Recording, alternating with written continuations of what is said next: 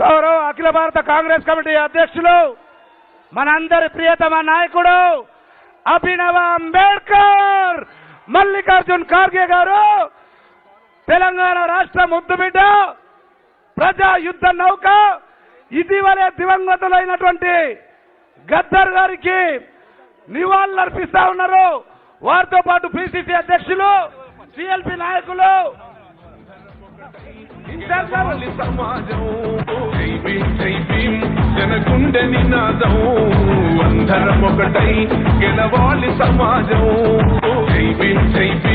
జనగుండె నినాదం అందరం ఒకటై గెలవాలి సమాజం జనగుండె నినాదం అందరం ఒకటై గెలవాలి సమాజం జనగుండె నినాదం.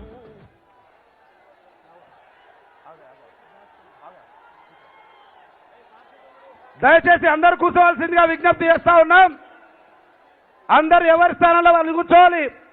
ఇప్పుడే గౌరవ ఏఐసిసి అధ్యక్షులు మనందరి ప్రియతమ నాయకుడు భారతదేశ ప్రజల బడుగు బలహీన వర్గాల గుండె చప్పుడుగా ఈరోజు భారత అభినవ అంబేద్కర్ గా మన ముందున్నటువంటి మల్లికార్జున్ ఖార్గే గారికి తెలంగాణ ప్రదేశ్ కాంగ్రెస్ కమిటీ తరఫున సాదర స్వాగతం పలుకుతా ఉన్నాం.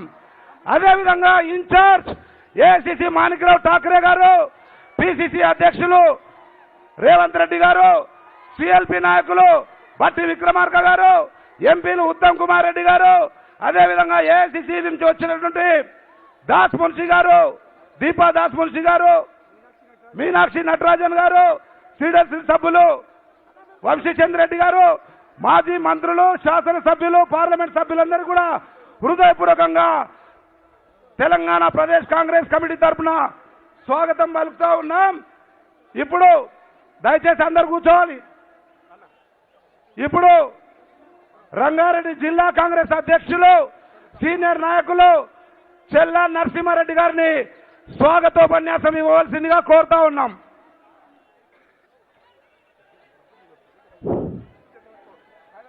ఈరోజు శుభదినం. రాజకీయాల్లో దురంధరుడు కాంగ్రెస్ పాలిట కల్పతరువు మన కాంగ్రెస్ పార్టీ అధినేత, సామాన్య కార్యకర్తగా మొదలైన అత్యున్నత స్థానానికి ఎదిగిన మహానేత మన మల్లికార్జున ఖర్గే గారు నిజమైన కార్యకర్తలకు సహజ న్యాయం దక్కింపజేసినాడు. అనుదానానికి అతనికి జీవితమునకు మనం ఉదాహరణ. గెలుపు విజయాన్ని కోరుకోవడం అంటే మల్లికార్జున ఖర్గే గారిని వరించడమే. బహుభాషా కోహితుడు, సందేహానికి తావు ఇవ్వని సాధకుడు, కన్నడ కిరీటానికి భరతమాత తన శిరస్సు దాల్చింది. కాంగ్రెస్ పార్టీ తన స్థాయిని మల్లికార్జునుని పయనంతో మరింత ధృవీకరణ చేస్తుంది. పనితనంలో, జీవితంలో పోరాటం మొదలుపెట్టాడు న్యాయ కోవిదులు ఖార్గే గారు. అంబేద్కర్, గాంధీ, నెహ్రూ, ఇందిరా విధానాలు ప్రతిరూపం. ఎస్సీ ఎస్టీ డిక్లరేషన్ ప్రకటన చేయడం మన అదృష్టం. 2023లో రాష్ట్రంలో, 2024లో కాంగ్రెస్ పార్టీ అధికారాలను తెస్తాడని అనడానికి ఎలాంటి సందేహం లేదు. ఈ గడ్డ మీద పెద్దలు మల్లికార్జున ఖర్గే గారు రావడం మన తెలంగాణ రాష్ట్రానికి అదృష్టం. ఈ కేవెల్లా ప్రాంతం కూడా ఎప్పుడైతే ఇక్కడ సమావేశాలు ఏర్పడతామో అది కాంగ్రెస్ పార్టీ రాష్ట్రంలో, కేంద్రంలో సంకేతాలు, విజయ సంకేతాలు ఎగురవేస్తాయని చెప్తూ జై కాంగ్రెస్, జై జై కాంగ్రెస్. ఇప్పుడు మాజీ మంత్రివర్యులు చంద్రశేఖర్ గారు మల్లికార్జున ఖర్గే గారికి బొకే ఇవ్వజేయగలరని కోరుకుంటున్నాం.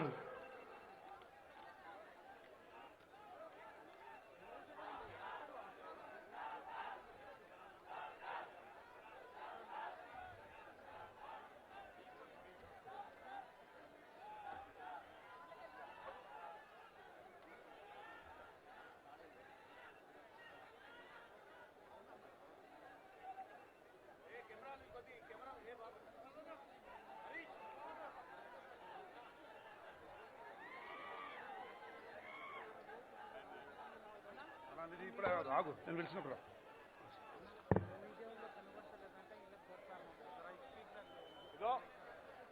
దయచేసి అందరు కూర్చోవాలి. దయచేసి ఫోటోగ్రాఫర్లు కూడా.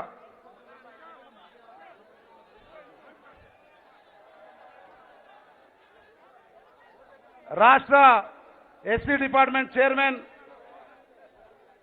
ప్రీతం గారి నాయకత్వంలో దళిత డెలిగేషను మన గడ్డ మీదకి వచ్చిన మనందరి ప్రియతమ నాయకులు మల్లికార్జున్ ఖార్గే గారికి దళిత విభాగం తరఫున సన్మానం చేస్తారు. నెక్స్ట్ గిరిజన విభాగం తరఫున బెల్లయ్య నాయక్ గారు కూడా సిద్ధంగా ఉండాలి.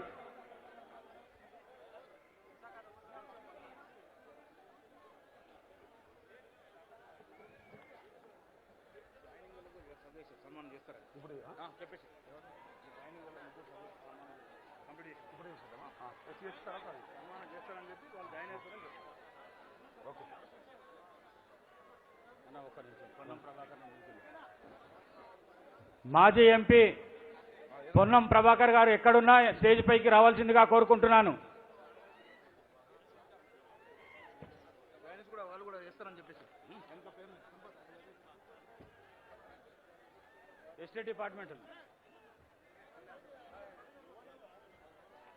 ఎస్టేట్ డిపార్ట్మెంట్ వాళ్ళు కూడా మీ రిప్రజెంటేషన్ ఏదైతే ఉన్నదో ఇచ్చి ఖర్గే గారిని సన్మానించవలసిందిగా కోరుకుంటున్నాను.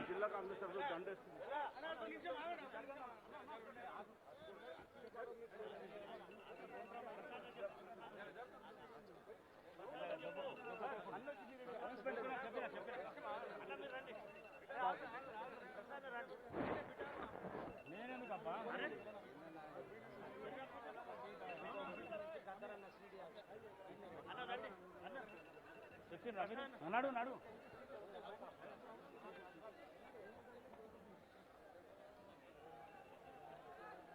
మెల్ల మెల్ల మెల్ల.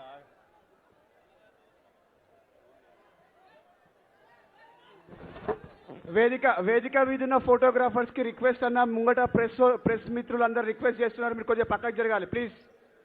వేదిక మీద ఉన్న మీడియా ప్రెస్ ఫోటోగ్రాఫర్స్ కి అందరికీ రిక్వెస్ట్ చేస్తున్నాం. ముందున ప్రెస్ మీడియా ఉన్నది, వాళ్ళందరూ కూడా కవర్ చేయాలనుకుంటే మీరు ముందుకు వచ్చా ప్లీజ్. హరీష్ రంగారెడ్డి జిల్లా కాంగ్రెస్ తరఫున పెద్దలు ఏఐసిసి అధ్యక్షులు మల్లికార్జున్ ఖర్గే గారికి స్వాగతం పలుకుతున్నారు. ఆర్మూరు నియోజకవర్గం చెందిన గోర్త రాజేందర్ కాంగ్రెస్ పార్టీలో చేరుతున్నారు. ఇప్పుడు వారు ఖార్గే గారికి సన్మానం చేస్తారు. ఆర్మూరు నియోజకవర్గం చెందిన మైపాల్ రెడ్డి గారు కాంగ్రెస్ పార్టీలో చేరుతూ వారు ఇప్పుడు పెద్దలకి సన్మానం చేస్తారు. కాటా శ్రీనివాస్ గారు ఉస్మానియా యూనివర్సిటీ విద్యార్థి నాయకుడు పార్టీలో చేరుతున్నారు, వారు సన్మానం చేస్తారు.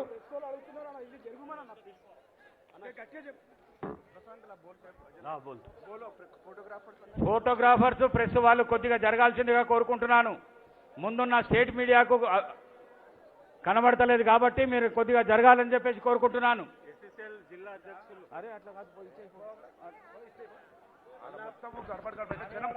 కెమెరాస్ ఉంది అన్నాడు బాయ్ క్యామ్.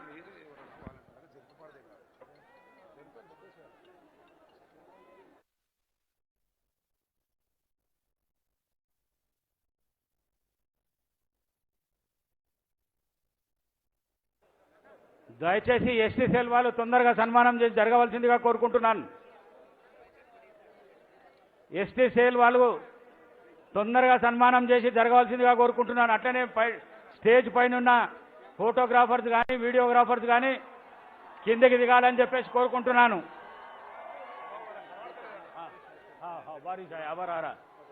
చలో ప్లీజ్ జరగండి. నేను చెప్పేసేయాలి కదా.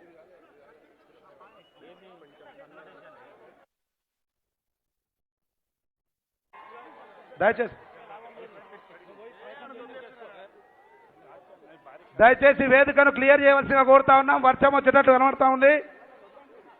గౌరవ పిసిసి అధ్యక్షుల గారు కూడా విజ్ఞప్తి చేస్తా ఉన్నాం, సిఎల్పి నాయకులు కూడా విజ్ఞప్తి చేస్తా ఉన్నాం. దయచేసి వేదిక క్లియర్ చేయవలసిందిగా కోరుతా ఉన్నాం.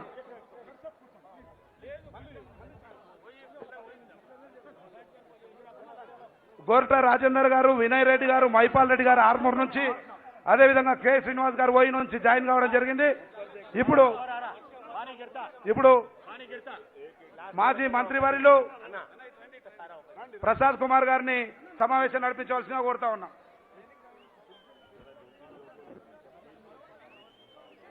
నేను మాట్లాడేది ఏం లేదు.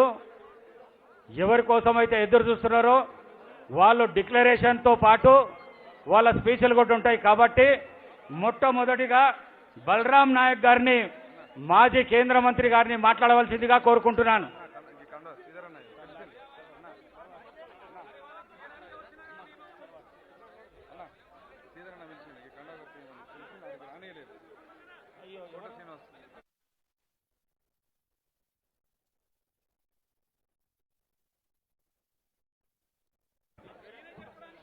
సభకు నమస్కారం.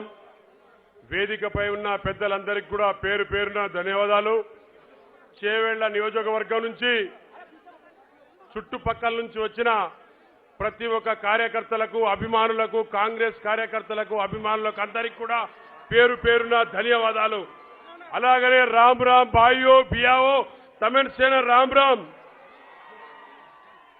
ఇవాళ ఎస్టీ ఎస్సీ డిక్లరేషను ఇవాళ చేవెళ్ల నుంచి మొదలు పెట్టేందుకు ఎంతో సంతోషంగా ఉంది.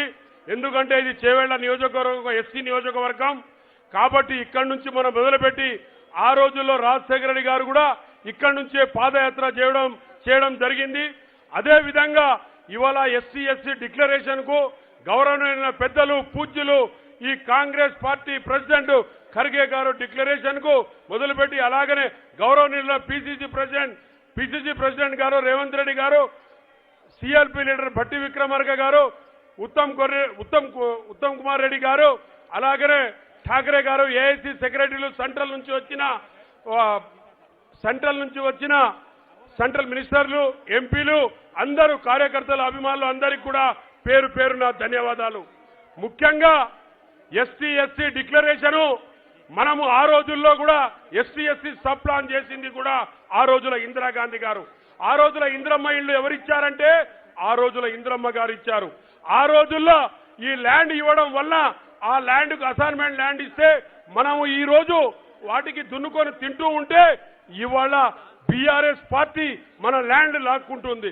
అలాగనే హౌస్ పట్టాస్ కానివ్వండి, రకరకాలుగా పోడు భూముల ఇష్యూ కారండి, పోడు భూముల పట్టాలు జీవో తీసుకొచ్చినప్పుడు కూడా పోడు భూముల పట్టాలు కూడా మనకు గుంజుకొని ఫినిషింగ్ చేస్తున్నారు. కాబట్టి గిరిజన హరిజనులకు, దళితులకు ఇవాళ మోసం చేస్తుంది ఏంటంటే అది బీఆర్ఎస్ పార్టీ, చంద్రశేఖర్ గారి పార్టీ.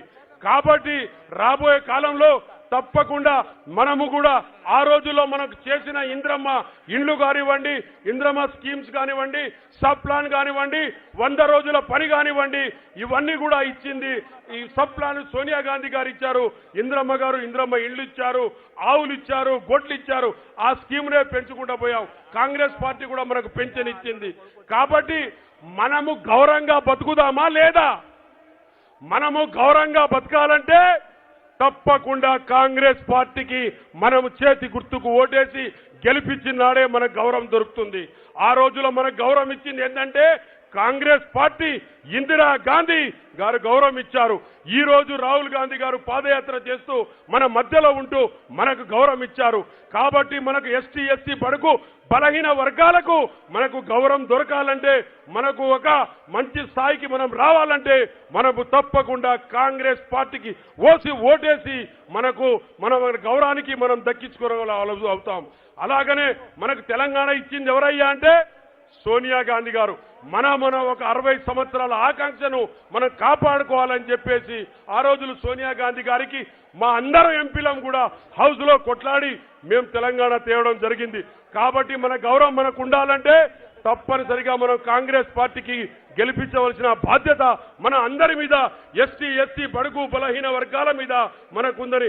జై కాంగ్రెస్, జై Sevalal Maharaj. SC ST announcement మన రాష్ట్ర పిసిసి అధ్యక్షులు శ్రీ రేవంత్ రెడ్డి గారిని చదవాల్సిందిగా కోరుతున్నారు. దయచేసి ఒక్క నిమిషం, ఇది అనౌన్స్మెంట్ మాత్రమే, దాని తర్వాత స్పీచ్ తర్వాత ఉంటుందని చెప్పేసి తెలియజేసుకుంటున్నాను.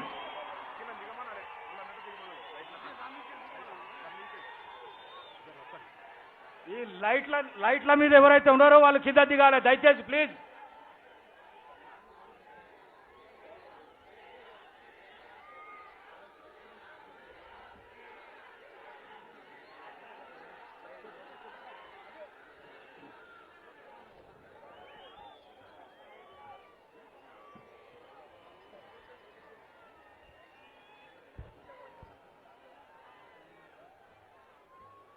మిత్రులారా,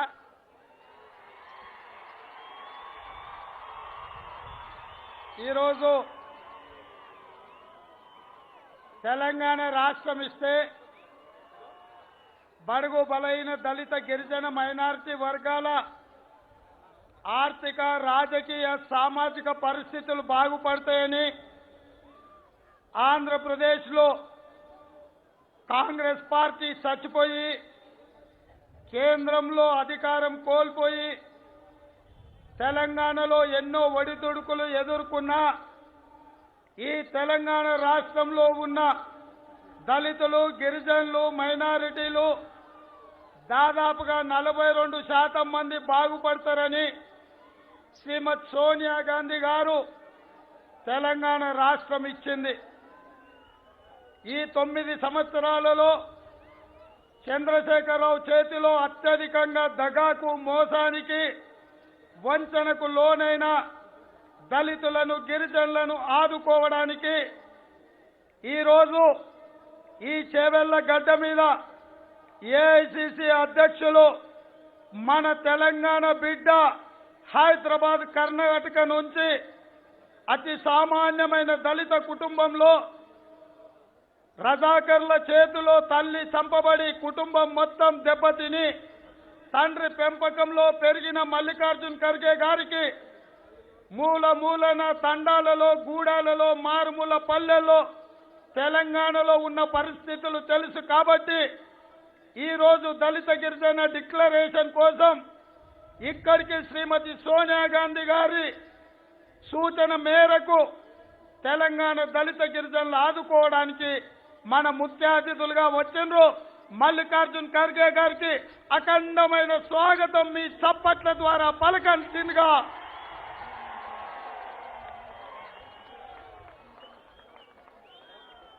ఇవాళ మన బిడ్డ మన తెలంగాణ బిడ్డ ఆనాడు ఉమ్మడి హైదరాబాద్ రాష్ట్రంలో పుట్టిన బిడ్డ ఈరోజు ఈ దేశానికి నాయకత్వం వహిస్తున్నాడంటే మన తెలంగాణ బిడ్డల గుండె చప్పుడు, మన ఆత్మగౌరవం, మన పోరాటం, మన అండ మల్లికార్జున్ ఖర్గే గారికి ఉండాల్సిందిగా కోరుకుంటూ ఈరోజు తెలంగాణ కాంగ్రెస్ పార్టీ దళితులకు గిరిజనులకు చేస్తున్న డిక్లరేషన్ను ఈ చేవెళ్ల గడ్డ మీద నుండి ఏ గడ్డ మీద కాంగ్రెస్ పార్టీ కార్యక్రమాలు తీసుకుంటుందో విజయవంతమై 2004న డాక్టర్ వైఎస్ రాజశేఖర రెడ్డి గారి నేతృత్వంలో ప్రభుత్వాన్ని ఏర్పాటు చేసినాము.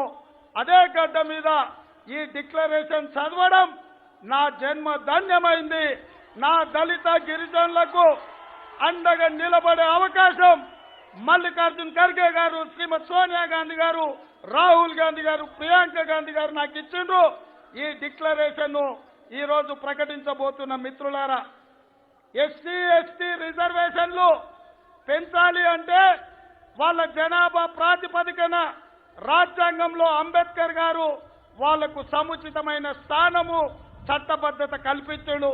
కానీ చంద్రశేఖరరావు చేతిలో దళితులు గిరిజనులు మోసపోయింది కాబట్టి జనాభా దామాష ప్రకారం ఎస్సీలకు 18%, అదేవిధంగా ఎస్టీలకు 12% రిజర్వేషన్లు పెంచే విధంగా ఈ రోజు కాంగ్రెస్ పార్టీ నిర్ణయం తీసుకున్నది. అదేవిధంగా ఎన్నో రోజుల నుంచి మా మాదిగ సోదరులు ఏబిసిడి వర్గీకరణ కోసం పోరాటం చేస్తున్నారు. ఏబిసిడి వర్గీకరణ చేసి మా మాదిగ బిడ్డలకు న్యాయం చేసే విధంగా ఈ రోజు కాంగ్రెస్ పార్టీ సభలో నిర్ణయం తీసుకున్నది. అదేవిధంగా రెండవ డిక్లరేషన్ అంబేద్కర్ అభయహస్తం. ఈ పథకం కింద ఎస్సీ ఎస్టీ కుటుంబాలకు 12 లక్షల రూపాయల ఆర్థిక సహాయం చేసే విధంగా ఇవాళ కాంగ్రెస్ పార్టీ నిర్ణయం తీసుకున్నది. అదేవిధంగా మూడవ డిక్లరేషన్ ఎస్సీ ఎస్టీలకు ప్రత్యేకమైన రిజర్వేషన్లు ప్రభుత్వం ప్రొక్యూర్మెంట్ చేసే అన్ని కాంట్రాక్టులలో ఎస్సీలకు 18%, ఎస్టీలకు 12% ఇచ్చే విధంగా ఈ డిక్లరేషన్ తీసుకున్నాం. అదేవిధంగా ప్రైవేటు విద్యా సంస్థలలో ప్రభుత్వ ప్రోత్సాహకాలు పొందే ప్రైవేటు కంపెనీలలో కూడా ఎస్సీ ఎస్టీలకు రిజర్వేషన్లు ఇచ్చే విధంగా ఈ రోజు కాంగ్రెస్ పార్టీ డిక్లరేషన్ చేస్తుంది. 4వ డిక్లరేషన్ ఇందిరమ్మ పక్క ఇళ్ల పథకం. ఇందిరమ్మ ఇళ్ల పక్క పథకంలో ఇంటి స్థలాలు లేని ప్రతి దళితులకు గిరిజనులకు ఇంటి స్థలాలు ఇవ్వడమే కాకుండా 6 లక్షల రూపాయలతో ఇందిరమ్మ ఇల్లు కట్టుకునే విధంగా ఎస్సీ ఎస్టీలను ఆదుకోవడానికి ఈరోజు కాంగ్రెస్ పార్టీ నిర్ణయం తీసుకున్నది. అదే విధంగా ఆనాడు కాంగ్రెస్ పార్టీ ఇందిరమ్మ రాజ్యంలో అసైన్మెంట్ పట్టాలు ఇచ్చినాం. 5వ డిక్లరేషన్ లా ఎస్సీలకు ఇచ్చిన అసైన్మెంట్ భూములు యాజమాన్యపు హక్కులు మీకు ఇచ్చి మిమ్మల్ని భూ యజమానులను చేసే బాధ్యత ఇవాళ కాంగ్రెస్ పార్టీ తీసుకున్నది. అదే విధంగా ఎస్టీలకు ఇచ్చిన పోడు భూముల మీద కూడా మీకు పూర్తిగా హక్కులు ఇచ్చి మీరు ఏం కావాలన్నా అమ్ముకోవాలన్నా బ్యాంకులో తాకట్టు పెట్టాలన్నా సర్వ అధికారాలు మీకు ఇవ్వాలని ఈరోజు కాంగ్రెస్ పార్టీ నిర్ణయం తీసుకున్నది. అదే విధంగా పోడు పట్టాల పంపిణీ శ్రీమతి సోనియా గాంధీ నాయకత్వంలో 2006 సంవత్సరంలో అటవీ హక్కుల చట్టం తీసుకొచ్చి అర్హులైన ప్రతి పోడు భూముల అర్హత ఉన్న వాళ్ళందరికీ పట్టాలు ఇవ్వాలని ఈరోజు కాంగ్రెస్ పార్టీ నిర్ణయం తీసుకున్నది. 7వ డిక్లరేషన్ సమ్మక్క సారక్క గిరిజన గ్రామీణాభివృద్ధి పథకం. ఈ పథకంలో ప్రతి తండాకు కూడా గ్రామ పంచాయతీలకు ఏటా 25 లక్షల రూపాయలు అభివృద్ధి కోసం నిధులు ఇవ్వాలని ఇవాళ కాంగ్రెస్ పార్టీ నిర్ణయం తీసుకున్నది. 8వ డిక్లరేషన్ ఎస్సీలకు 3 కార్పొరేషన్లు, అదేవిధంగా మాల మాదిగ మరియు ఎస్సీ ఇతర ఉప కులాలకు 3 కార్పొరేషన్లు ఏర్పాటు చేసి ప్రతి కార్పొరేషన్ ద్వారా 750 కోట్ల రూపాయలు ప్రతి సంవత్సరం నిధులు ఇచ్చే విధంగా ఇవాళ కాంగ్రెస్ పార్టీ నిర్ణయం తీసుకున్నది. అదే విధంగా 3 ఎస్టీ కార్పొరేషన్లు, ఈ 3 ఎస్టీ కార్పొరేషన్ల ద్వారా తుకారం ఆదివాసీ కార్పొరేషన్, అదే విధంగా సంత్ సేవాలాల్ లంబాడా కార్పొరేషన్, ఎరకల కార్పొరేషన్ ఏర్పాటు చేసి ప్రతి సంవత్సరం 500 కోట్ల రూపాయలు ప్రతి కార్పొరేషన్ కి ఇచ్చి ఎస్టీలను ఆదుకునే విధంగా ఈరోజు కాంగ్రెస్ పార్టీ నిర్ణయం తీసుకున్నది. అదే విధంగా 10వ డిక్లరేషన్ 5 కొత్త ఐటీడీఏలు, 9 సూపర్ స్పెషాలిటీ ఆసుపత్రులను నిర్మించే విధంగా ఏర్పాటు చేసే విధంగా కాంగ్రెస్ నిర్ణయం తీసుకున్నది. మైదాన ప్రాంతాల ఎస్టీల కోసం నల్లగొండ, మహబూబాబాద్, ఖమ్మం, నిజామాబాద్, మహబూబ్ నగర్ జిల్లాలలో 5 ఐటీడీఏ కేంద్రాలను ఏర్పాటు చేయడం జరుగుతుంది. 9 ఆసుపత్రుల నిర్మాణం చేయడం జరుగుతుంది. 11వ డిక్లరేషన్ విద్యా జ్యోతుల పథకం. ఎస్సీ ఎస్టీ విద్యార్థులు 10వ తరగతి పాస్ అయితే 10,000 రూపాయల నగదు, గ్రాడ్యుయేట్ పూర్తి చేస్తే 25,000 రూపాయల నగదు, పోస్ట్ గ్రాడ్యుయేషన్ పూర్తి చేస్తే 1,00,000 రూపాయల నగదు అందజేత ఎంఫిల్ పిహెచ్డి చేసిన ఎస్సీ ఎస్టీ విద్యార్థులకు 5 లక్షల రూపాయలు నగదు బహుమతి ఇవ్వాలని కాంగ్రెస్ పార్టీ ఇవాళ నిర్ణయం తీసుకున్నది. 12వ డిక్లరేషన్ రెసిడెన్షియల్ స్కూల్స్, హాస్టల్స్ మరియు విదేశాలలో విద్య, దీనికి సంబంధించి ప్రతి మండలంలో ఒక గురుకుల పాఠశాలను ఏర్పాటు చేసే బాధ్యత, ఎస్సీ ఎస్టీ రెసిడెన్షియల్ స్కూళ్లను ఏర్పాటు చేసే బాధ్యత కాంగ్రెస్ తీసుకుంటుంది. ఫీజు రీఎంబర్స్మెంట్ పథకాన్ని ప్రవేశపెట్టి అందరికీ విద్యను అందించి గ్రాడ్యుయేట్, పోస్ట్ గ్రాడ్యుయేట్ చదివే ఎస్సీ ఎస్టీ విద్యార్థులకు హాస్టల్ సదుపాయం కల్పించడం జరుగుతుంది. ఇదే కాదు, విదేశీ యూనివర్సిటీలలో ప్రవేశం పొందిన ప్రతి ఎస్సీ ఎస్టీ విద్యార్థులకు ఆర్థిక సహాయాన్ని అందించే విధంగా ఈ 12 డిక్లరేషన్లను ఈరోజు చేవెళ్ల గడ్డ మీద మల్లికార్జున్ ఖర్గే గారి నేతృత్వంలో ఈ తెలంగాణలో ఉన్న దళితులకు, గిరిజనులకు న్యాయం చేసే విధంగా ఈరోజు కాంగ్రెస్ పార్టీ నిర్ణయం తీసుకున్నది. ఈ 12 డిక్లరేషన్లను ఆమోదిస్తున్నట్టుగా మీరందరూ ఢిల్లీకి సోనియా గాంధీ గారికి ఫామ్ హౌస్ లో కేసీఆర్ గుండెలు అదిరే విధంగా చప్పట్లతోని మీరందరూ నిలబడి ఈ డిక్లరేషన్ కు సంపూర్ణమైన మద్దతు పలకాల్సిందిగా మీకందరికీ విజ్ఞప్తి చేస్తున్నా, మీరందరూ ఆమోదించినట్టేనా? మీరందరూ ఆమోదించినట్టేనా? జై కాంగ్రెస్, జై జై కాంగ్రెస్. ధన్యవాదాలు మిత్రులారా. మళ్ళీ లాస్ట్కి మాట్లాడితే ఇప్పుడు పెద్దలు మాట్లాడతారు. పెద్దలు మాట్లాడినాక చివరికి నేను మాట్లాడతా. అందరూ ఉండవలసిందిగా కోరుకుంటున్నా.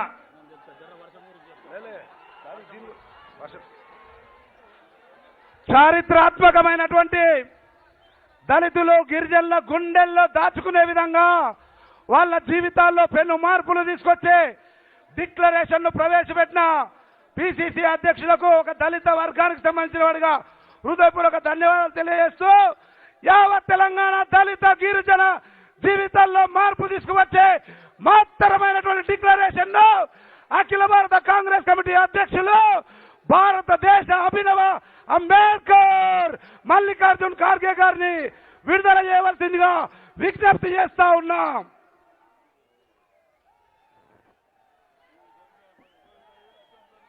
వర్షానికి భయపట్టకండి. ఇది చారిత్రాత్మకమైన మీటింగు. ఈ వర్షానికి భయపడితే మనం కేసీఆర్ని ఎట్లా కొడతాం? ఎంత వర్షం వచ్చినా వస్తుంది పోతుంది, కానీ ఎవరు మాత్రం బయటికి వెళ్లకుండా జాగ్రత్తగా లాస్ట్కు మన పిసిసి అధ్యక్షులు రేవంత్ రెడ్డి గారి ప్రసంగం ఉంటుంది కాబట్టి తప్పకుండా ఎవరు కూడా వారి స్థలాలకు వెళ్ళి బయటికి పోకుండా చూడాల్సిందిగా కోరుకుంటున్నాను.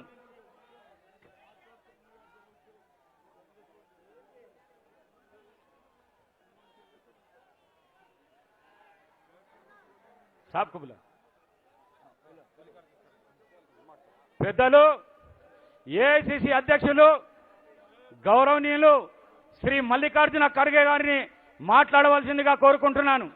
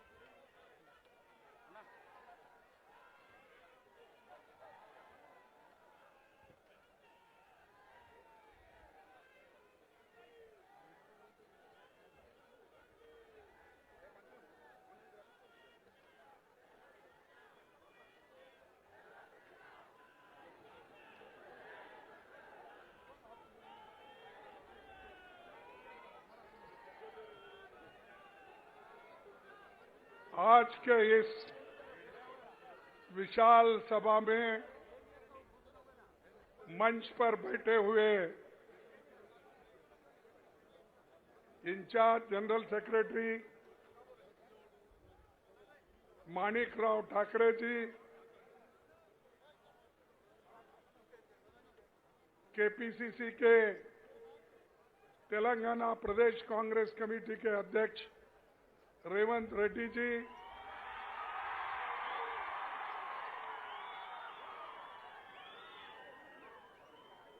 सीएलपी लीडर जो उन्होंने पाद यात्रा की और कांग्रेस पार्टी को वहां पर जगाने का काम किया, पट्टी विक्रमराज जी, दीपादास मुंशी जी है ना, उत्तम कुमार रेड्डी जी, के राजू जी, दामोदर राज नरसिम्हा जी, हनुमंतराव जी, पुनाला लक्ष्मया जी, मधु याक्षी गौड़ा जी, हमारे पूर्व केंद्र के मंत्री रेणुका चौधरी जी, बलराम नायक जी, सीता अक्का जी, जाना रेड्डी जी, श्रीधर बाबू जी, शबीर अली साहब, मोहम्मद अजहरुद्दीन, मीनाक्षी नटराजन,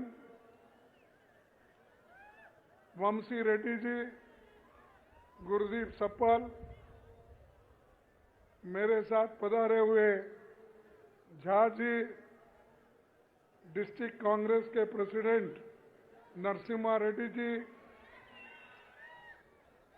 मंच पर बैठे हुए सारे एमएलए, एआईसीसी के secretaries, PCC, DCC, frontal organisation के सभी वर्कर्स, नेतागण, क्षमा चाहता हूं अगर कोई नाम भूल गया है, क्योंकि इतनी लंबी लिस्ट है, इसमें से कौन सा छूट गया तो मैं उनसे माफी चाहता हूं।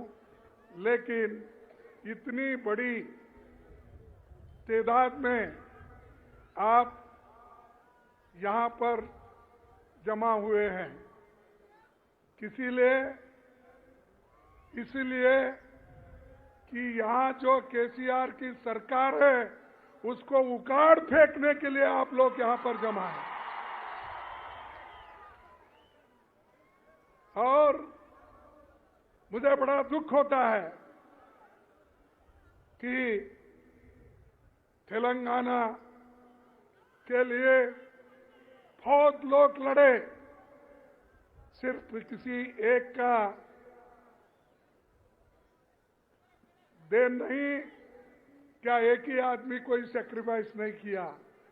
इस मंच पे बैठे हुए सभी लोग तेलंगाना के लिए लड़े हैं, आप लड़े हैं, सभी लोग लड़े हैं, तभी सोनिया गांधी जी ने आपकी बात को मानकर तेलंगाना स्टेट अलग कर दिया और इंडिपेंडेंट करके आज दिया है।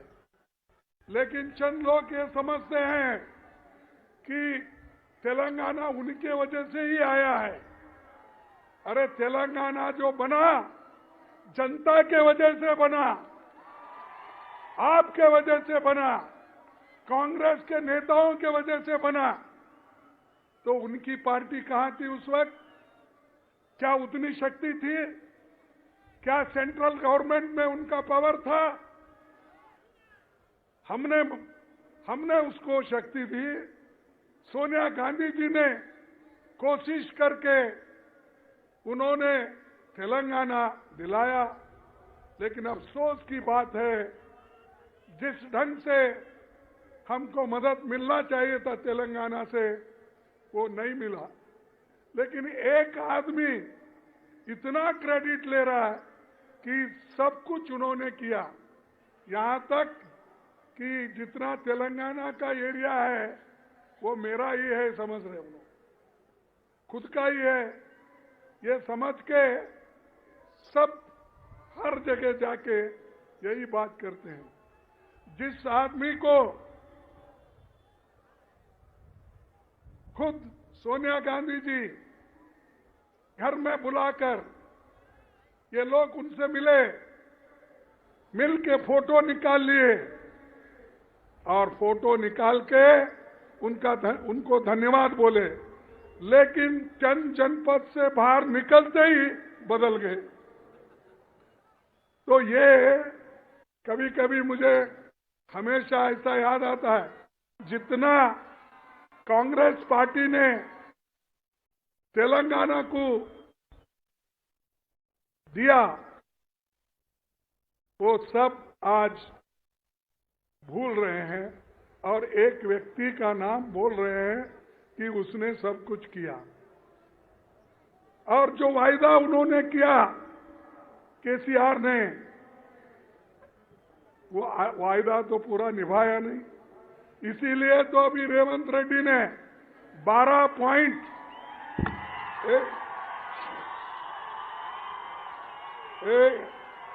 बाबू,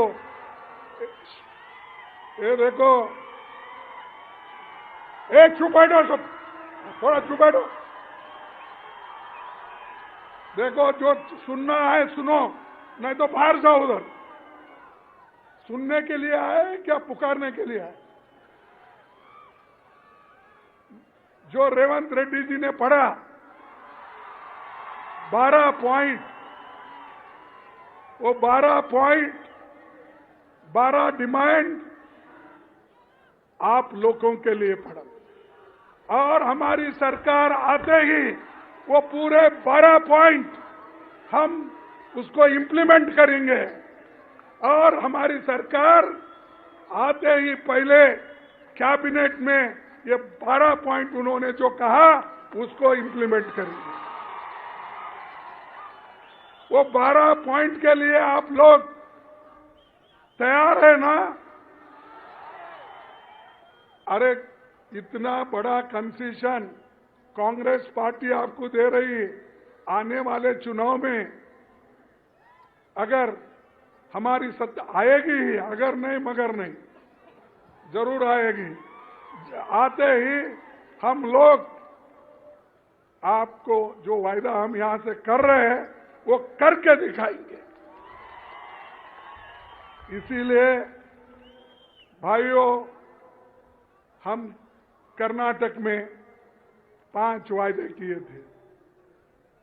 5 वायदे करके हमने उसको अभी अमल बजावनी दे रहे हैं, उसको अमल में ला रहे हैं। और जो कांग्रेस कहती है वो करके दिखाती है। अब हमारे 5 वहां पर जो प्रोमिसेस थे वो एक एक करके हम उसको निभा रहे हैं। 30 तारीख को मैसूर में राहुल गांधी जी, मैं जाके वहां पर जो तीसरा हमारे जो गृह लक्ष्मी का है वो हम वहां पर जाकर वो वायदा निभाने के लिए हम वहां जा रहे हैं।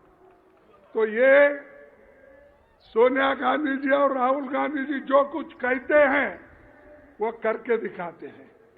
और राहुल गांधी जी जो कन्याकुमारी से लेकर कश्मीर तक 4000 किलोमीटर उन्होंने चला। ये कांग्रेस की मजबूती है। आज फिर वो लद्दाख में चाइनीज बॉर्डर पे अपनी जान खतरे में डालकर मोटरसाइकिल पे वहां पर घूम घूम के देख रहे चाइनीज बॉर्डर में कितना हमारा जमीन उधर चाइना के तरफ गया, कितना बचा, हमारे लोग कहाँ हैं, कैसे हैं, ये पूरा उन्होंने छानबीन करके अब 8 दिन से उधर फिर रहे हैं। ये कांग्रेस पार्टी मजबूती के साथ आज काम करना चाहती, लेकिन मोदी जी यहां आते हैं, शाह आते हैं। शाह कल आ रहे शाह कल आ रहे हैं, कितने बजे आ रहे हैं? तो कल शाह आ रहे हैं। और वो शाह आते यही कहते हैं कि कांग्रेस ने 53 साल, पहले तो बोलते थे 70 साल में कांग्रेस क्या किया, अब इधर इधर वो बोल रहे 53 साल में क्या किया, क्योंकि उन्होंने घटा लिया। वाजपेयी के जितने दिन थे, मोरारजी देसाई के जितने दिन थे, विश्वनाथ प्रताप सिंह के कितने दिन थे, और दूसरे लोग में देवेगौड़ा का क्या, ये सब घटाकर अब 53 साल बोल रहे हैं।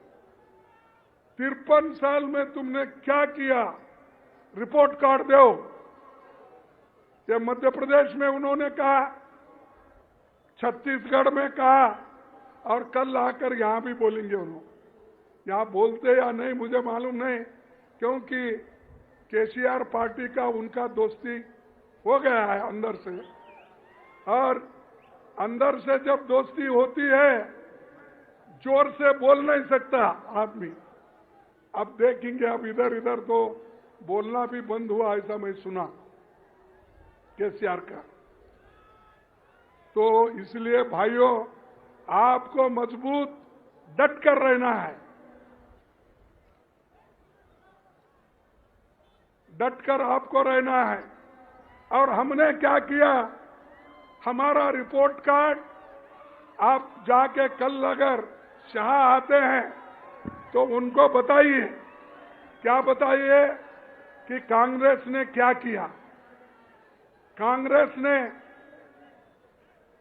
आजादी के बाद इमीडिएटली 562 रियासतों में बटा हुआ देश 562 रियासतों में बटा हुआ देश को एक करा और हैदराबाद को भी देश के साथ मिला दिया। ये किसने किया? ये किसने किया? अरे कांग्रेस ने किया। क्या इन्हों किए क्या? मैं समझता उस वक्त पैदा हो गए थे। हाँ? अच्छा ठीक है भाई, मुझे मालूम नहीं उसने पूछा। 48 में पैदा हो गए क्या? ठीक। तो ये हम तो ये आजादी यहां से इतने छोटे छोटे रियासतों को, राज्यों को वल्लभ भाई पटेल, जवाहरलाल नेहरू जी ने मिलके देश को एक कर दिया। यह हमारी देन है। देश के संविधान, देश को संविधान किसने दिया? किसने दिया भाई? अरे डॉक्टर अंबेडकर ने दिया, कांग्रेस ने दिया। कौन दिया? कांग्रेस ने दिया। हमारे को पूछते तुमने 53 साल में क्या किया? ये किया। संविधान दिए, लोकतंत्र दिए, सब रियासतों को एक करके मजबूत हिंदुस्तान बनाए हम। और आईआईटी किसने दिया? आईआईएम किसने दिया? एम्स किसने दिया? इसरो किसने बनाया? डीआरडीओ किसने बनाया? एचएएल किसने बनाया? बीईएल किसने बनाया? ओएनजीसी किसने बनाया? सेल किसने बनाया? अरे इतने पब्लिक सेक्टर हमने बनाए और आज भी हैदराबाद में इतने पब्लिक सेक्टर जो हो गए वो पंडित जवाहरलाल नेहरू की देन और कांग्रेस की देन है। ये हम करते मजबूती का काम। लोगों को सिर्फ पैसे बांटना या कुछ इलेक्शन के वक्त देना, यह हमारा काम नहीं। हम देश के लिए मजबूती के साथ हमने दिया। जिस देश में एक सुई तैयार नहीं होती थी, एक सुई, एक बोट नट नहीं बनता था, लेकिन हमने करके दिखाया। इस देश में बड़े बड़े कारखाने लगाए, बनाकर हर स्टेट में, हैदराबाद हो, बेंगलुरु हो, मुंबई हो, कलकत्ता हो, दिल्ली हो, कानपुर हो, हर जगह हमने बना के दिया। ये कांग्रेस की देन है। सिर्फ हमारा पुकारना, चिल्लाना और कहीं भी गए कांग्रेस के खिलाफ बोलते थे। कांग्रेस के खिलाफ क्यों बोलते भाई? आपने कोई ऐसा बड़ा कारखाना किया है? अरे जिस देश में ये खाने के लिए अन्न नहीं मिलता था, उस देश में आज इतना अन्न का भंडार हो गया है, गोदाम में भर के आज सड़ रहा है। इसीलिए सोनिया गांधी जी ने फूड सिक्योरिटी एक्ट लाकर उन्होंने गरीबों को 35 केजी देने का उन्होंने काम किया 3 रुपए में। ये अन्न ये किसने किया? अरे हम जो पहले किए, ये लोग जो राज्य में रहते अपोजिशन पार्टी के लोग, उसको 2 रुपए 3 रुपए जोड़ के मैं फ्री कर दिया। अरे भाई हम तो 22 रुपए दे रहे, तुम तो 3 रुपए दे रहे, 3 रुपए दे के मैंने फ्री कर दिया। कोई इसीलिए आपको बोलना है, ये सब आपको बताना है। और जो बड़े बड़े बांध, ये बड़े बड़े बांध जो भाखरा नानगल डैम, नागार्जुन सागर, ऐसे कितने ही डैम आंध्रा में जो बने हैं, पंजाब में बने हैं, उड़ीसा में बने हैं, कर्नाटक में बने हैं, ये सब किसने बनाया? कांग्रेस ने बनाया। और इन्होंने क्या किया भाई? केसीआर की पार्टी थी क्या? उस वक्त तो नहीं थी। अब हमको पूछ रहे तुमने 53 साल में क्या किया? अरे 53 साल में हम ये किया इसीलिए तो तुम जिंदा है। खाने के लिए लाया, पढ़ने के लिए स्कूल बनाया। जब लोग आजादी के पहले लोगों की उम्र यानी 32 साल के उम्र में ही लोग मरते थे, एवरेज लाइफ 32 साल। आज 2014 का लो या आगे भी 2014 में 70 साल हो गया, 72 इयर्स एक आदमी जीता है। तो ये काम जो हमने किया है यानी 32 साल से 72-77 तक हम लाए, ये किसकी देन है? ये कांग्रेस पार्टी की देन है। तो भाइयों ऐसे बड़े बड़े हमने काम किया, जमींदारी खत्म करी, और इसके लिए कभी कभी कांग्रेस को नुकसान भी हो गया। नरसिंह राव के जमाने में यहां पर लैंड रिफॉर्म्स एक्ट जो इसको अनुष्ठान में लाना था, जब कोशिशें चली तो उस वक्त बहुत से लोग, फ्यूडल लोग, उनके खिलाफ ठहर गए और उनको नीचे उतार दिए। ये लागू किसने किया? कांग्रेस पार्टी, इंदिरा गांधी ने लागू किया। और हर जगह आज लैंड रिफॉर्म्स एक्ट के तहत जो जमीनें दिए गई है वो जमीनें कांग्रेस की देन है। इसीलिए उन्होंने कहा, रेवंत रेड्डी ने, कि जो जमीन इनसे छीन लिए है, जो जमीन शेड्यूल कास्ट से छीन लिए है, शेड्यूल ट्राइब्स से छीन लिए, फिर उसको हम वापस लाएंगे, देंगे, ये कहना। और ये काम कर्नाटक में कानून बनाकर ये वापस ले रहे। वो कानून बनाए हैं, जो जो गलत ढंग से जमीन लिया गया और फंसाया गया, तो वो उन्होंने कर्नाटक सरकार में कानून बनाकर इसको वापस लेकर फिर उनको देने का आज काम वहां पर कर रहे हैं। तो ये काम हम बुनियादी काम किए। और आज जो छोटे मोटे काम कर रहे हैं वो सब ये समझ रहे कि पूरा उन्होंने किया, देश उन्होंने ही बनाया और लोगों को सुख, शांति, समृद्धि उन्होंने ही लाई। बैंकों का राष्ट्रीयकरण किसने किया? अरे लोग बोलते भाई केसीआर किया, तुम कांग्रेस बोल रहे। कांग्रेस किया। बैंकों का राष्ट्रीयकरण इंदिरा गांधी जी ने किया। इन्होंने क्या किए? अरे आज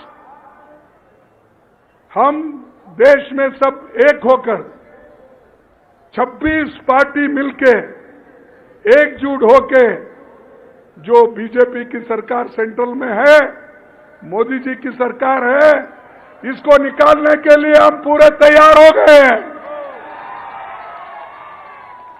लेकिन ये तुम्हारे तेलंगाना वाले लोग, केसीआर एक मीटिंग को नहीं आए और कभी ये भी नहीं पूछे कि भाई मोदी को हटाने के लिए, बीजेपी को हटाने के लिए हम सब सेक्युलर पार्टी एक होंगे, कभी नहीं कहा। यहां तो सेक्युलर पार्टी बोलते हो, लेकिन वहां बीजेपी के साथ अंदर अंदर से साठगांठ करते हो। ये जरा सोचने की बात है, क्योंकि उनके अकेले तो हरा नहीं सकते मोदी को, उसीलिए उनके साथ वो आज अंदर अंदर से सब बात कर ले रहे हैं। लेकिन हम लोग पूरा कोशिश कर रहे हैं। पूरे लोगों को हमने पटना में मिलाया, मेरे घर पे सब लीडरों को दिल्ली में बुलाया, उसके बाद में रेगुलर मीटिंग्स पटना में हुआ, बेंगलोर में हुआ, अब महाराष्ट्र में कर रहे हैं, इसके बाद फिर और जगह कर रहे हैं। ये करने का मकसद क्या है? बीजेपी के सरकार को हटाना और बीजेपी के सरकार के सपोर्टर जो है केसीआर, उनको भी हटाना।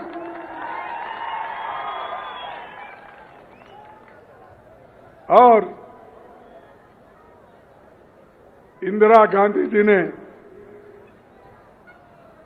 पाकिस्तान के 2 टुकड़े किए, बांग्लादेश को मुक्ति दिलाए और बांग्लादेश को मुक्ति दिला के मजबूत देश को बनाए। ये किसने बनाया? कांग्रेस के सरकार ने बनाया। लेकिन ये लोग वही बात करते पुरानी अपनी, कांग्रेस क्या की, कांग्रेस क्या की। ये सब कांग्रेस ने की। मैं इतना पूरा बोलने गया तो ढेर सारे मेरे पास विषय है। हरित क्रांति, दूध, व्हाइट रेवोल्यूशन, ग्रीन रेवोल्यूशन और कंप्यूटर, मोबाइल, ये तो राजीव गांधी जी ने लाए मोबाइल। आज हर एक के पास मोबाइल है, किसके वजह से है? ये कांग्रेस के वजह से है, राजीव गांधी के वजह से है। राजीव गांधी जी ये कंप्यूटर का, मोबाइल का इतना बड़ा काम किया, पूरा आज 140 करोड़ जनता उसका उपयोग कर रही है। फिर भी मोदी पूछते हम 53 साल में तुमने क्या किया? मोदी 53 बोलते हैं, 70 बोलते हैं और शाह बोलते हैं 53। शाह 53 साल में क्या किया बोलते हैं, मोदी बोलते हैं 70 साल में क्या किया।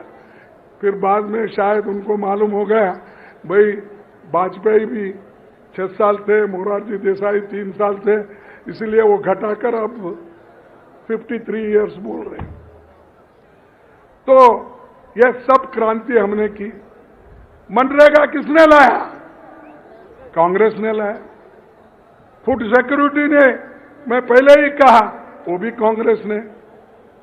और महिलाओं को, दलितों को, आदिवासियों को, सबको जो उनको रक्षण देना, ये काम किसने किया? कांग्रेस ने किया।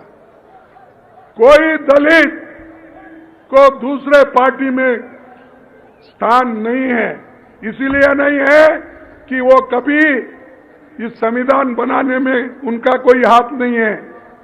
सिर्फ एक व्यक्ति जवाहरलाल नेहरू जी के साथ और महात्मा गांधी जी के सपोर्ट से डॉक्टर बाबा साहब अम्बेडकर ने इस देश का संविधान बनाया और उसी के वजह से रिजर्वेशन है, शेड्यूल ट्राइब को है, शेड्यूल कास्ट को है। अगर ये संविधान नहीं होता, आपको मिलता। अब मैं कहता हूं, अगर संविधान नहीं होता, लोकतंत्र नहीं होता, डेमोक्रेसी नहीं होती, तो मैं आज कांग्रेस का प्रेसिडेंट और अपोजिशन लीडर नहीं होता था। यह अपना काम है और कांग्रेस पार्टी एक ऐसी पार्टी है जो सबको लेके चलती है। तो इसलिए दोस्तों, आपको बहुत बड़ा काम करना है और मैं चंद बातें आपको बोलता हूं, क्योंकि उतना बोल के मैं अपना भाषण खत्म करूंगा कि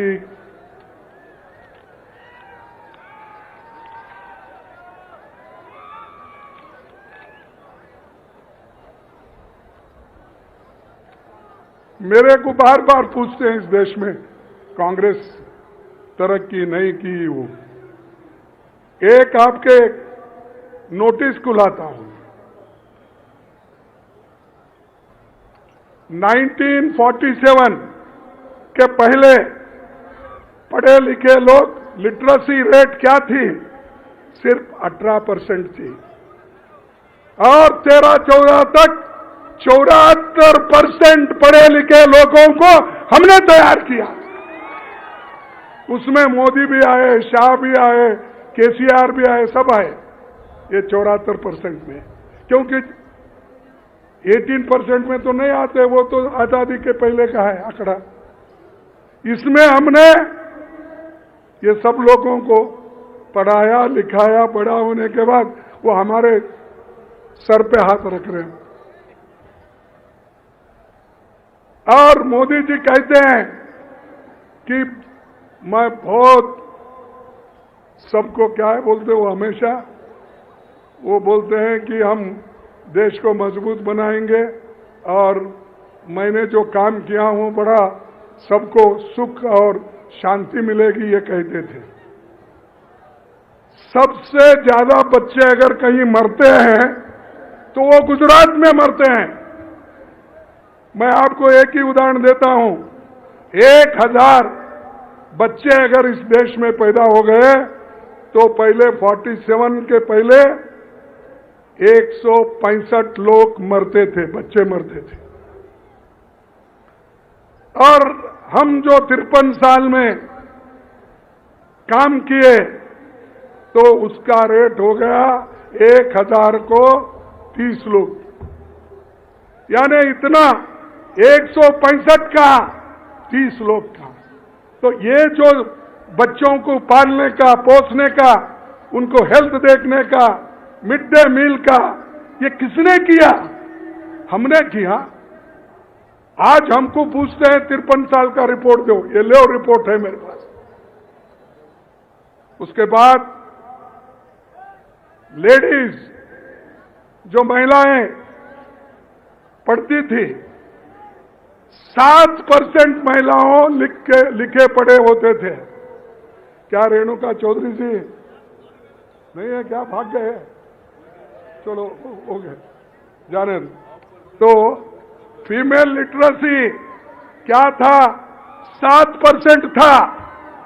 आज हमारे जमाने में जब छोड़ के आने तक 2014 तक 65% महिलाएं पढ़ी लिखी है।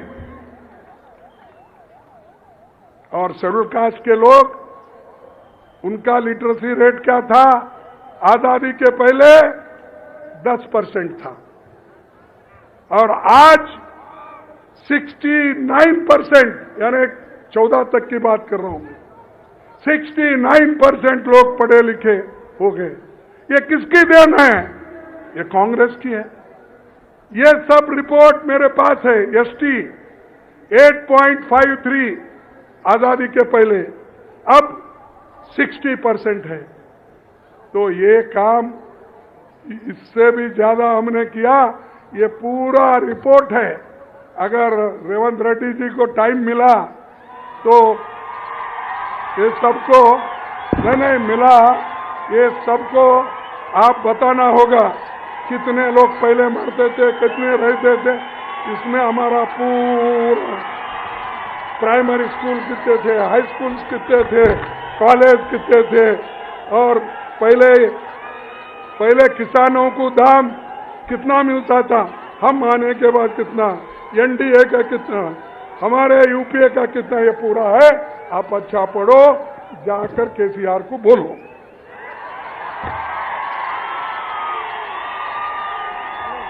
तो मैं ये बात इसलिए कह रहा हूं कि जो लोग काम करते हैं वो करते ही रहते हैं। मेरे को पॉलिटिक्स में आके 56-57 साल हो गए। मैं एमएलए एमपी बन के 52 साल हो गए। मैं हमेशा इलेक्शन जीतते आया। ये परसों एक ही इलेक्शन में हारा। 12 इलेक्शन में मैं 11 इलेक्शन जीता। एक मोदी जी मेरे पीछे लगे थे, लेकिन मैं नहीं डरता। लेकिन जब अंदर के लोग ही जरा धोखा देते हैं तभी मुश्किल होता है। तो मैं इसीलिए इस मंच पे बैठे हुए सभी से विनती करता हूं, जो कुछ करना है मिलके करो, जरूर हम जीतेंगे। एक दूसरे के पैर खींचने से सबसे बड़ा नुकसान तेलंगाना के लोगों को होगा, क्योंकि इतना करप्ट गवर्नमेंट, इतना सभी को लेके चलने वाले नहीं है, सिर्फ पैसे के बलबूते पे। और कहीं तो आप सुने हैं कि कांग्रेस के लोग 27 लोग चुन के आए थे। उनको मेजॉरिटी थी यहाँ पर, फिर क्यों भाई एक एक एक करके लिए? क्या तुम्हारे उसूलों को मान के आए क्या?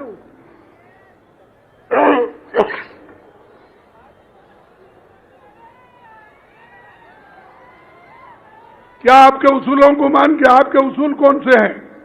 हमारी तो आइडियोलॉजिकल पार्टी है।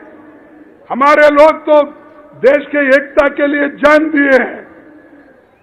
इंदिरा गांधी अपनी जान दी देश के एकता के लिए, राजीव गांधी एकता के लिए अपनी जान दी, और आज राहुल गांधी जनता के साथ, जनता के लिए जब पार्लियामेंट में बात करते हैं तो उनको बर्खास्त किया गया पार्लियामेंट से। अब स्टे लिए वो बात और है, डिस्क्वालीफाई कर दिया, लेकिन वो डरे नहीं। वो बोले कि मैं डरने वाला आदमी नहीं, मैं ना डरूंगा और किसी को डराऊंगा नहीं, मैं सिर्फ काम करने वाला आदमी। ऐसे नेता हमारे पास है, और बाकी के लोग कुछ काम किए बिना हवा में आए, सब लोग हमने बना हुआ दिया उनको, वो लेकर बैठे हैं और वो समझते हैं कि सब कुछ उन्होंने किया। तो इसलिए भाइयों, और ज्यादा मैं बोलना नहीं चाहता हूं। ये 12 जो डिक्लेरेशन है, फिर एक बार मैं पढ़ना नहीं चाहता, क्योंकि उन्होंने पढ़ के दिया है और इसका इनॉग्रेशन के लिए मुझे बोला था। तो ये 12 पॉइंट आपको करके देंगे, और इसके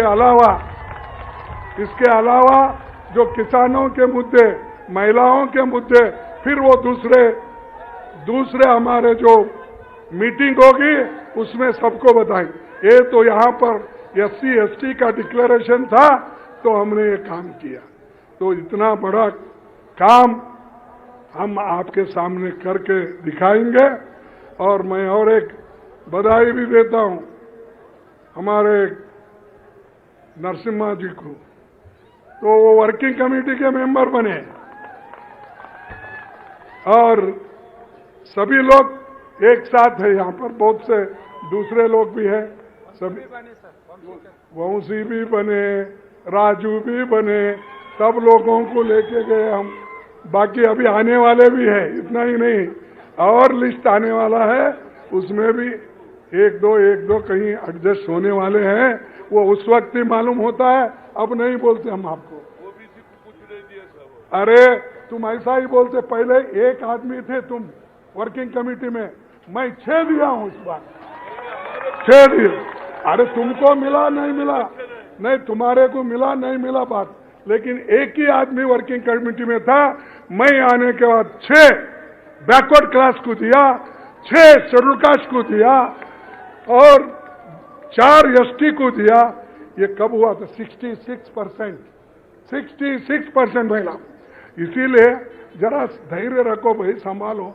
जब दूसरों को तो मिल रहा है तो शांति रखो, जब तुमको भी आएगा एक वक्त तो। लेकिन ये तो किया, इसलिए धन्यवाद बोलो कांग्रेस का, मैडम का, राहुल का। तो इसीलिए ये जो काम आज हो रहे हैं सबके लिए हो रहे हैं। इसलिए मैं ज्यादा आपका वक्त न लेते हुए मैं यही कहूंगा कि कांग्रेस पार्टी मजबूत बन रही है। हर जगह मैं खुद जा रहा हूं, मैं राजस्थान गया था, छत्तीसगढ़ गया था, मध्य प्रदेश गया था, आज तेलंगाना आया हूं, फिर नेक्स्ट हर जगह माहौल देख रहा हूं, सभी लोग कांग्रेस कांग्रेस कांग्रेस बोल रहे हैं। इसीलिए हमको आने वाले असेंबली इलेक्शन में केसीआर को हराना है और मोदी को दिल्ली के इलेक्शन में हराना है। तो ये सब काम करना आपका है, आप ये करेंगे ना?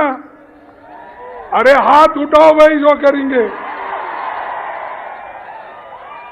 अरे आखिरी में मैं लास्ट टाइम रेवंत रेड्डी कहीं अपने इसमें रखे थे, हाँ गजल केसीआर के कांस्टिट्यूंसी। देखो केसीआर के कॉन्स्टिट्यूंसी में हम गए थे, वहां बहुत लोग थे। तो मैं आपसे रिक्वेस्ट करूंगा कि वहां पर हमने एक चमत्कार दिखाया लोगों को, वैसा ही चमत्कार आपको करना है। सबके हाथ में मोबाइल है ना? ले हाथ में लो, देखो, उड़ो नीरू को, सब उठाओ और लाइट लगाओ।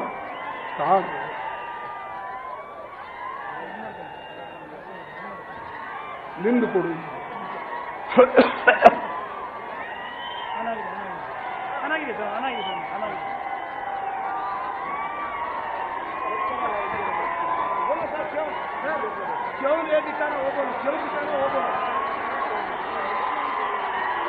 जय हिंद, जय हिंद, जय हिंद, जय कांग्रेस, जय कांग्रेस। आप सबको धन्यवाद शांति से सुनने के लिए। फिर हम मिलेंगे, ये चुनाव है, चुनाव में आते रहेंगे, फिर मिलते रहेंगे। आप सबको फिर एक बार नमस्कार।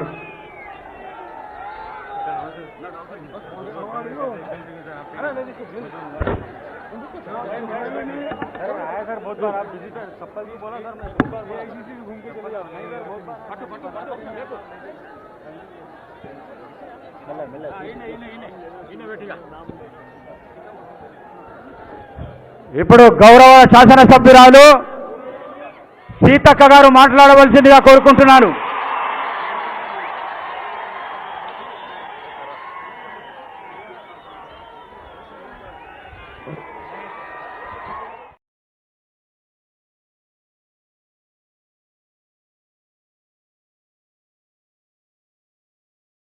ಈ ಸುದ್ದಿಯ ಪ್ರಾಯೋಜಕರು Akshay digital opposite hotel SDN residency Udupi Bhavan, rural police station road, Yadgiri. ಈ ಸುದ್ದಿಯ ಪ್ರಾಯೋಜಕರು ವಿಜಯ ಆಗ್ರೋ ಕೆಮಿಕಲ್ಸ್ ಮತ್ತು ಫರ್ಟಿಲೈಸರ್ಸ್, ಉತ್ತಮ ಗುಣಮಟ್ಟದ ಬಿತ್ತನೆ ಬೀಜಗಳು, ರಸಗೊಬ್ಬರ ಮತ್ತು ಕ್ರಿಮಿನಾಶಕಗಳ ಮಾರಾಟಗಾರರು, ಹಾಲುವಾವಿ ರಸ್ತೆ, ಶಹಾಪುರ, ಯಾದಗಿರಿ ಜಿಲ್ಲೆ.